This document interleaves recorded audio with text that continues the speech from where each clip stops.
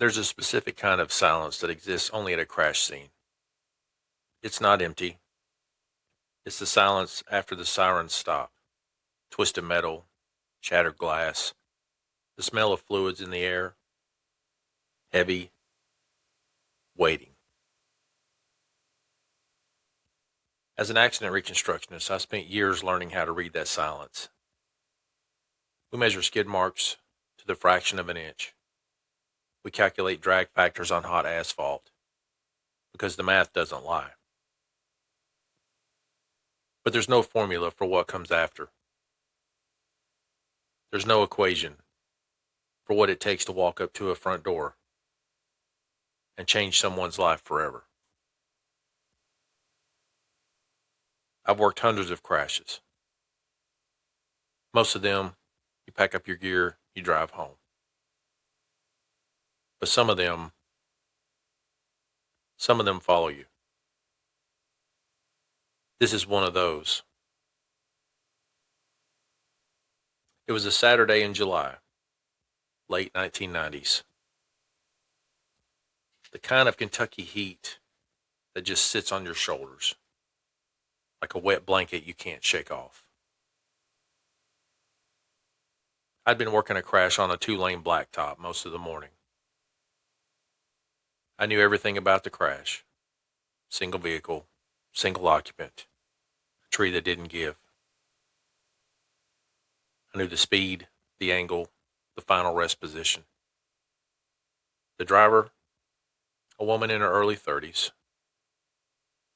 Her truck was nearly brand new. She wasn't wearing a seatbelt.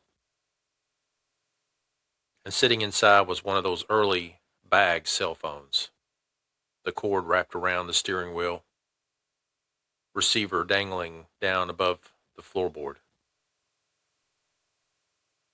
That detail stuck with me. I didn't know why just yet. While I was working, a minivan pulled up just past the scene. A volunteer fireman spoke with the driver, then waved me over. He told me it was the woman's ex-husband. He said the man had called her because she was running late to their son's birthday party. He said she was rushing, they were arguing a little, and then he heard tires squealing, a thump, a loud crash, and then the phone went dead. He tried calling her back over and over. Nothing. So he started driving till he found the blue lights and the red lights. I finished what I needed to do.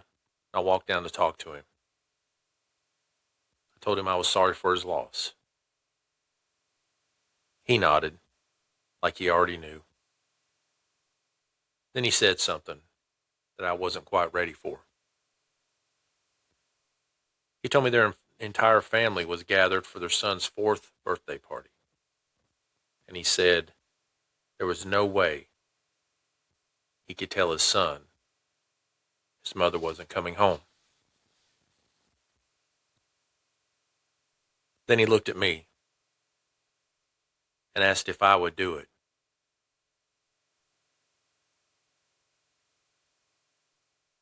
I wish I could tell you I had the right words. I didn't. But I told him I would. Packed up all my gear, put it in the trunk of my cruiser, and I remember thinking, what did I just agree to? But another thought followed right behind it. One that had gotten me through a lot of tough times. If not me, then who? I followed the man a few miles down the road. We pulled into a small house out in the country. And just like that, the technical side of my brain shut off. There were cars everywhere. Balloons tied to the mailbox. Kids running, laughing, playing. a grill going. It was a perfect day for a birthday party. And I remember thinking, this is about to change forever. I sat in my cruiser for a moment, said a quick prayer, and then it hit me. Trooper Teddy, we had all recently been issued. I hadn't even thought about it until that moment. I got out, put my campaign hat on, popped the trunk, and grabbed the bear out, started walking towards the party. As I got closer, people started noticing me. And you could see it happen. The shift. The ones who didn't know yet, they knew. Just by seeing me. I spotted the birthday boy, standing near a table full of presents, turning 4 years old. I walked over, knelt down in front of him, tried to steady myself. I told him, "Happy birthday, buddy." I told him he was such a big boy now. And then I told him, "I've got something I need to tell you, and I wish I didn't." I told him his mom had been in an accident and that she wasn't coming home.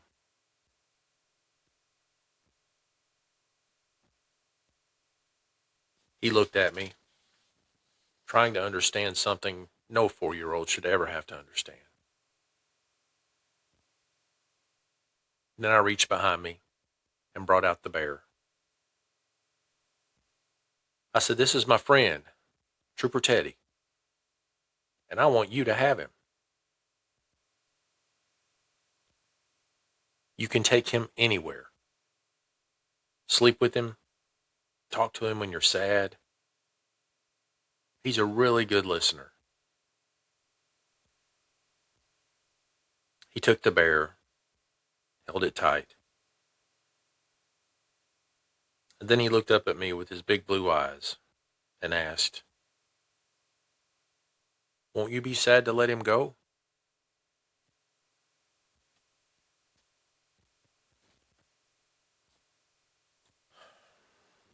And I told him, "He helped me when I was sad. He's helped me when I was scared.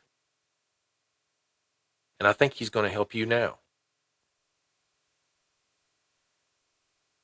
That managed to get a small smile out of him, just a little one. And behind me, I could hear the family crying. I hugged him. I stood up, acknowledged the family behind us,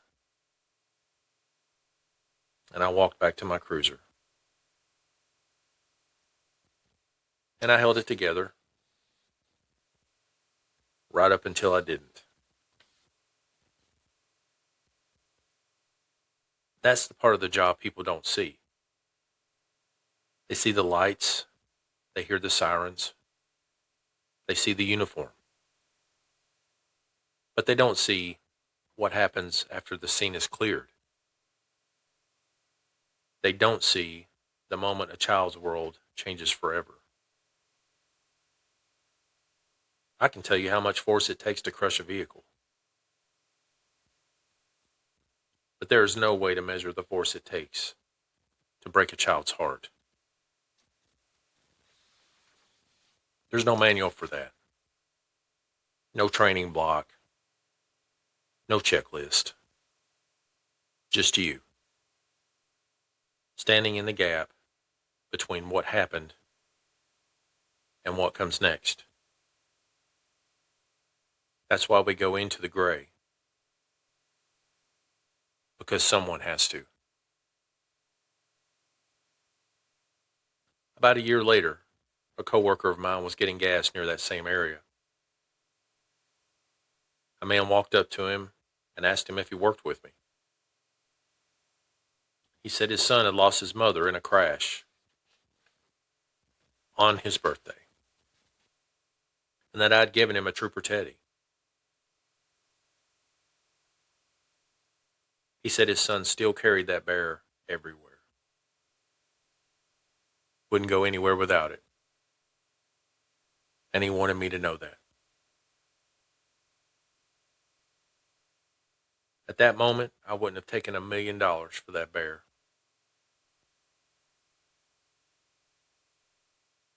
I still wonder about that kid sometimes. Where he ended up, if he still has it. Some days, the gray is a very heavy color to wear. Thank you for listening to Into the Gray with DK Hall. If you'd like to support the Trooper Teddy program, you can visit the Kentucky State Police website to purchase one or just to donate. I'll see you next time, a little further down the road.